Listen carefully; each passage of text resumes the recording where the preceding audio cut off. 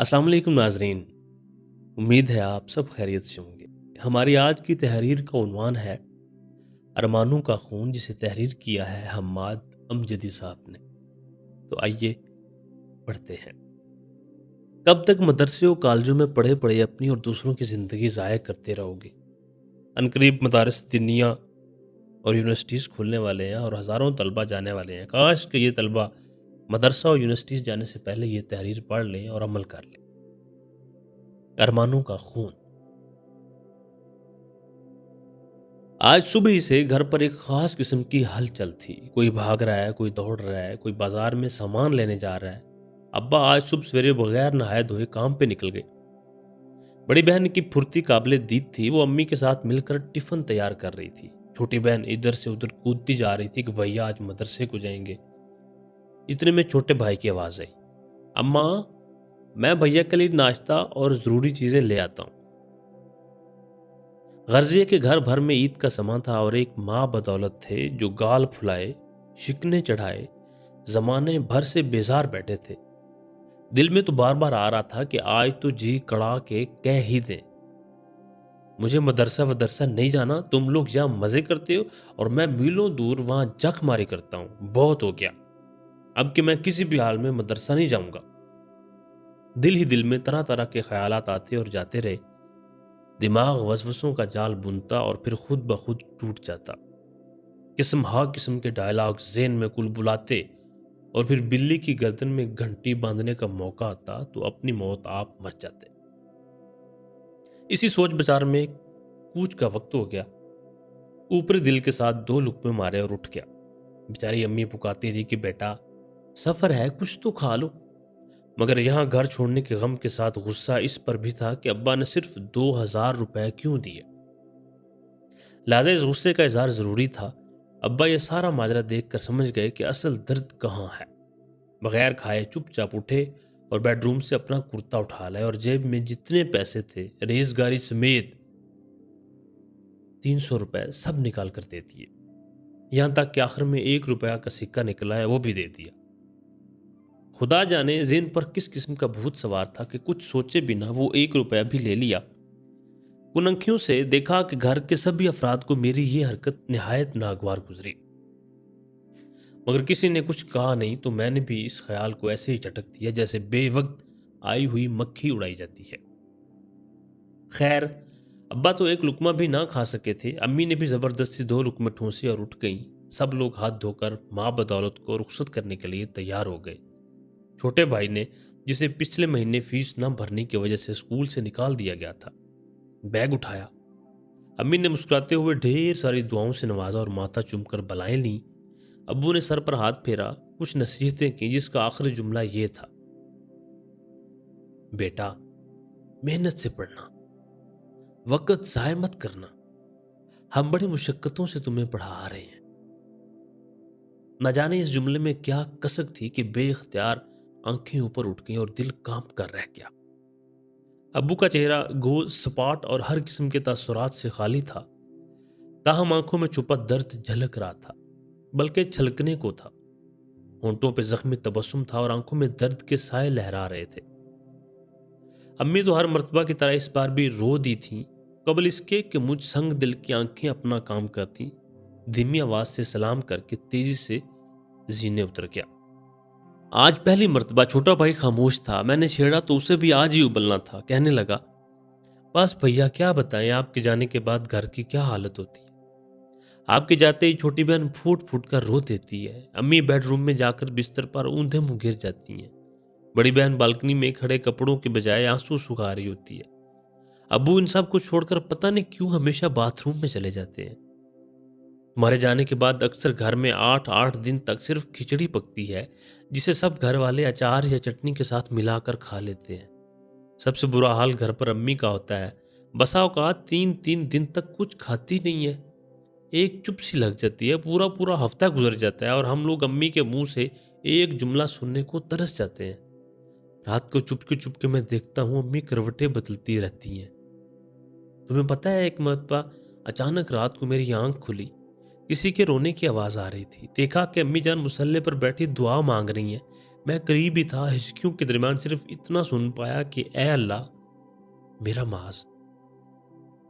صبح جب میں نے ابو کو قصہ سنایا تو ابو کہنے لگے، بیٹا تمہاری امی تو 20 مرتبہ رات کو اچانک اٹھ کر بیٹھ جاتی ہے، میں پوچھتا ہوں کہ کیا ہوا تو روتی ہوئی بڑی بے بسی سے کہتی ہے، بس یوں ہی اچانک خیال آ گیا کہ میرے معصوم بچے نے کھایا بھی ہوگا یا نہیں، اسے کوئی ستاتا تو نہ ہوگا، وہ اگر بیمار ہو گیا تو میرے لخت جگر کو کون دیکھے گا۔ اسی قسم کے جملے کہہ کہہ کر خود بھی روتی اور مجھے بھی رلاتی ہے، اور جس رات یہ قصہ پیش آتا ہے پھر وہ رات میری اور تمہاری امی کی مسلح پر گزر جاتی ہے۔ چھوٹا بھائی اپنی رو میں یہ سب سناتا جا رہا تھا اور میں حیرت و تعجب کے مارے بت بنا اپنی جگہ کھڑا تھا۔ چھوٹے بھائی نے کہا، بھیا جس دن ہم بہن بھائی رات کو کھا پی کر فارغ بیٹھتے ہیں تو سب سے زیادہ تمہاری باتیں کرتے ہیں، اور امی کھل کر تمہارے بچپن کے قصے سناتی ہیں، اور ہر مرتبہ ابو اخیر میں اٹھتے ہوئے یہ کہتے ہیں، تم لوگ دیکھنا ایک دن میرا بیٹا بہت بڑا عالم بنے گا۔ مجھ پر یکے بعد دیگرے حیرتوں کے پہاڑ ٹوٹے جا رہے تھے، اور رفتہ رفتہ حیرت کی جگہ ندامت و شرمندگی لے رہی تھی۔ بلڈنگ کے نیچے کھڑے کھڑے ابھی یہ باتیں چل ہی رہی تھیں کہ میرا جگری دوست خالد آ دھمکا اور اپنے بے تکلفانہ انداز میں کہنے لگا، بس کیا یار، اتنی جلدی چل دیے، ابھی تو آئے تھے۔ میں مسکرا کے ٹال گیا تو اسے کچھ یاد آ گیا، کہنے لگا، یار آج صبح غضب ہو گیا، تمہارے ابو صبح سویرے حاجی جنید کے سامنے سر جھکائے کھڑے تھے، اور حاجی چلا چلا کر کہہ رہا تھا کہ صبح صبح بھکاری قرض مانگنے آ جاتا ہے، حیثیت نہیں ہے تو اپنے بیٹے کو نوکری پہ لگا، کیوں حرام کا مدرسے میں ڈال رکھا ہے، اور اس سے پہلے والے سال بھی تو بچے کے بہانے قرض لے گیا تھا، وہ تو ابھی تک نہیں دیے، اور پتہ نہیں حاجی کیا کیا بکتا رہا۔ اخیر میں کالر پکڑ کے اس نے ابا کو ایک تھپڑ مار دیا اور جیب سے 2000 کے نوٹ نکال کر یہ کہتے ہوئے منہ پر ماری کہ لے بھکاری، آئندہ ہفتے کسی بھی حال میں مجھے سب پیسے واپس چاہیے۔ ابو نیچے گری ہوئی نوٹ اٹھا کر سر جھکائے آگے بڑھ گئے۔ صبح کا وقت تھا، سناٹا تھا، یہ منظر میرے سوا کسی نے نہیں دیکھا، مجھ سے برداشت نہ ہو سکا۔ میں نے لپک کر پوچھا، چچا جان آپ تو محلے کے شریف اور عزت دار آدمی ہیں، آخر اس کمینے حرامی بڈھے سے اتنا دبنے کی کیا ضرورت ہے؟ یہ سب ذلتیں کیوں برداشت کر رہے ہیں؟ کیا ہم دوست لوگ مل کر اس بڈھے کو ٹھکانے لگا دیں؟ ابا جی کی آنکھ میں آنسو آ گئے، کہنے لگے، نہیں جی، اگر میں 2000 لے کر نہیں گیا تو میرا بیٹا مدرسے میں نہیں جا پائے گا، اور میں اس کو پڑھا کر جنت کمانا چاہتا ہوں، دائمی جنت کے لیے عارضی ذلت برداشت کر رہا ہوں۔ یہ قصہ سن کر میرا حال یہ تھا کہ کاٹو تو بدن میں خون نہیں، میری نظروں کے سامنے گھر سے نکلتے وقت پیسوں والا قصہ گھوم گیا، میں اپنے آپ کی نظر میں ذلیل ہو گیا تھا۔ چھوٹا بھائی مجھے دیکھ رہا تھا مگر میں اس سے نظر ملانے کے قابل نہ تھا، مجھے زمین اپنے پیروں تلے کھسکتی ہوئی محسوس ہوئی۔ خالد تو یہ حادثہ سنا کر چلا گیا اور چھوٹا بھائی بیگ اٹھا کر چپ چاپ آگے کو چل دیا، میں بوجھل قدموں کے ساتھ اس کے پیچھے پیچھے ہو لیا۔ مسجد کے قریب ہی ناظرے کے بوڑھے استاد مل گئے، انہوں نے بڑی شفقت کے ساتھ سر پر ہاتھ پھیرا، دعائیں دیں اور کہا کہ بیٹا محنت سے پڑھنا، بڑی مدت کے بعد اس بستی سے کوئی عالم بنے گا، تم سے بڑی امیدیں وابستہ ہیں، تم ہماری پونجی ہو، اپنے آپ کو ضائع مت کر دینا۔ میں انہیں کیا جواب دیتا کہ اب تک کی زندگی تو ضائع ہی کیے جا رہا تھا۔ بستی سے نکلتے وقت اچانک کسی نے آواز دی، رک جاؤ بیٹا۔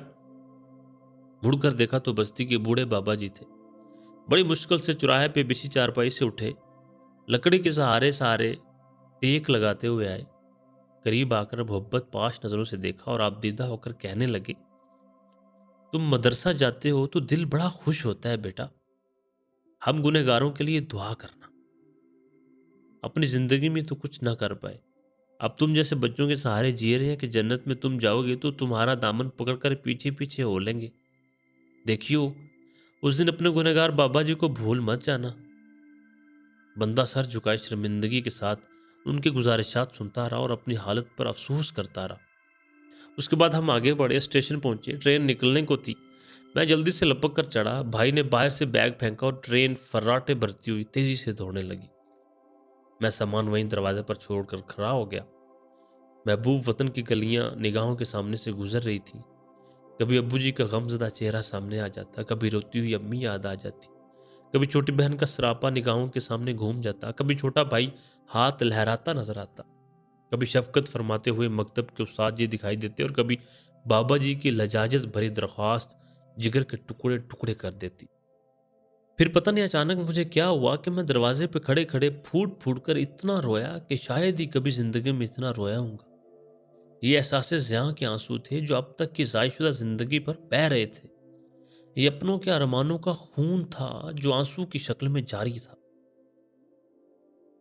پیارے طالب علم بھائیوں، بے شک مذکورہ بالا سطریں تخیلاتی ہیں، لیکن اگر گھر سے نکلتے وقت عبرت کی آنکھیں کھلی رکھی جائیں، اپنے گرد و پیش پر نظر دوڑائی جائے، تو یہ سارے مناظر کھلی آنکھوں سے دیکھے جا سکتے ہیں۔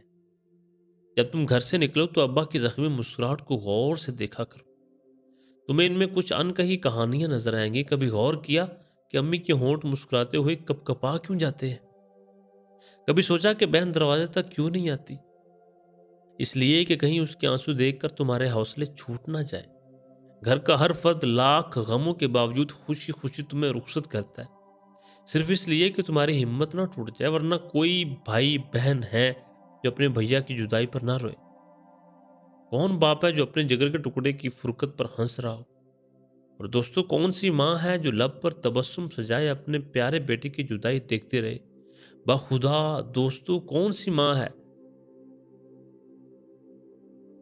بخدا بخدا بخدا ان سب پر ہماری جدائی شاق ہے۔ ابو جی کو محلے کے ذلیل آدمی سے گالیاں کھانے کا شوق نہیں ہوتا۔ وہ ہمارے لیے گالیاں سنتے ہیں، وہ صرف اور صرف ہمارے لیے پسینے میں ڈوب کر محنت کرتے ہیں۔ مکتب کے استاد جی 2000 کی تنخواہ پر برسوں سے ٹکے ہوئے ہیں، صرف اس تمنا میں کہ بستی کا کوئی بچہ میری نظروں کے سامنے عالم بن کر آ جائے اور اس امانت کو سنبھال لے۔ بابا جی سے پوری بستی ڈرتی ہے، مگر وہ تمہارے سامنے صرف اس لیے جھکے ہوئے ہیں کہ ان کی جنت کا سوال ہے۔ دوستو، آؤ گریبان میں منہ ڈال کر سوچیں کہ کیا ہم اس قابل ہیں کہ کسی کی جنت کا سامان کر سکیں؟ کیا ہمارے پاس ایک سجدہ بھی ایسا ہے جس میں خدا کے سوا کسی کا خیال نہ آیا ہو؟ جو ماں ہمارے لیے 20 مرتبہ اٹھ کر روتی ہے، کیا ہم نے پورے سال میں کبھی ایک مرتبہ بھی اس پیاری اماں کے لیے ہاتھ اٹھائے؟ ہم کیسے سنگ دل بیٹے ہیں! ماں کے نام پر تو ساری دنیا کا دل پگھل جاتا ہے، مگر ہم اپنی خواہشوں میں ایسے مدہوش ہیں کہ ماں تک کی قربانیوں کا ہمیں احساس نہیں۔